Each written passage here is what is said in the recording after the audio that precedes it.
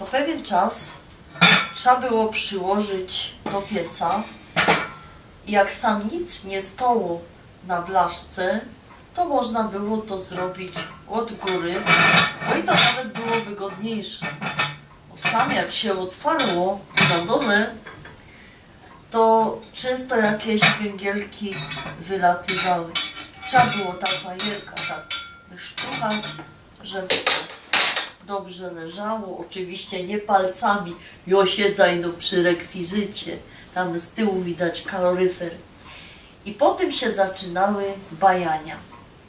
Pierw były to takie bajania o prawdziwych zdarzeniach i jak pamiętacie taką moja historia o tym, jak Alojz zepsuł duże wesele, to teraz jak to dało zgodę, to uświadomiła se, że był podział na tę historię.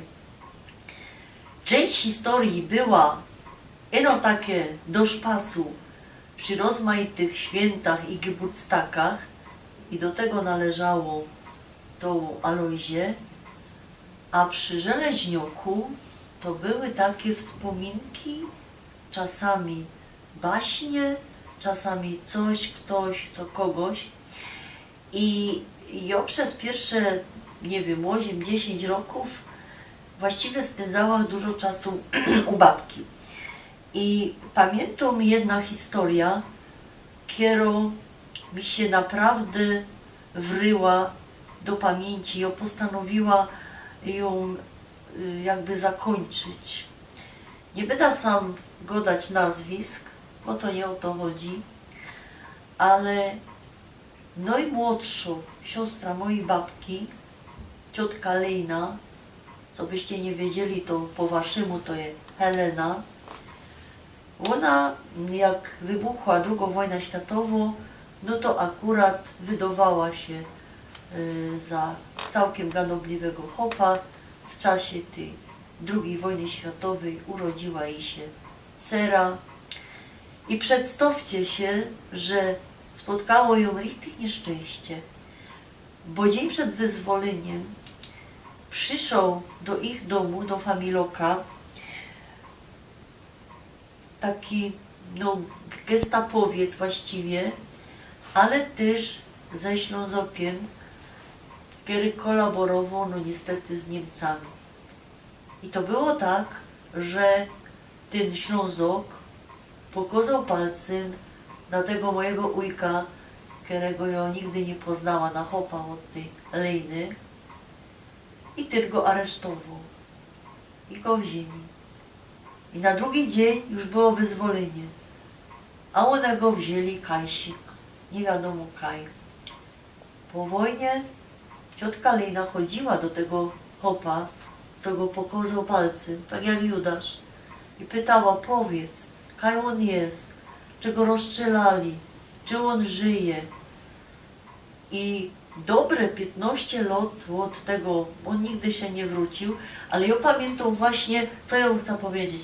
Ja pamiętam, że ona w tym momencie patrzyła kajsik w dal i padała, ale ja wiem, że on żyje, że on się pewnego dnia ku mnie wróci. No on się nigdy nie wrócił, po co się pokazało. Już jak już umierała, to zjawił się chłop, który go trafił. I to było tak, że ten, co go trafił, jechał już takim transportem wyzwoleńczym, strona Polski, i on uwidział tego, co jechał w drugą stronę, tego aresztowanego, jego jeszcze ciśli w głąb Niemiec do obozu. I ten go poznał i się pytał: ty kaj ty jedziesz? No ja jest zaaresztowany, nie wiem kaj jada, a ty? No ja jest wyzwolony, jada do domu.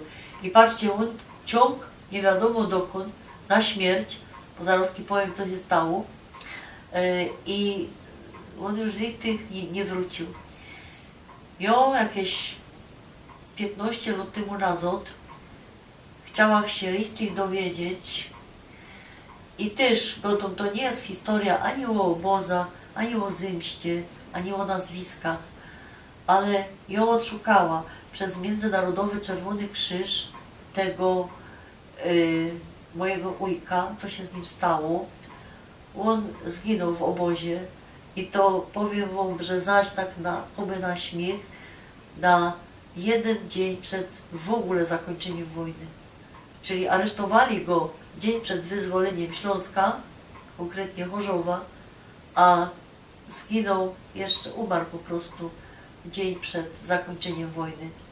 I tak współczuję tej mojej ciotce Linie, bo wiecie, tak się niekiery podnoszą głowa do wojny, nie wiadomo o co. Ja się zawsze zastanawiam, o co te ludzie się pierą.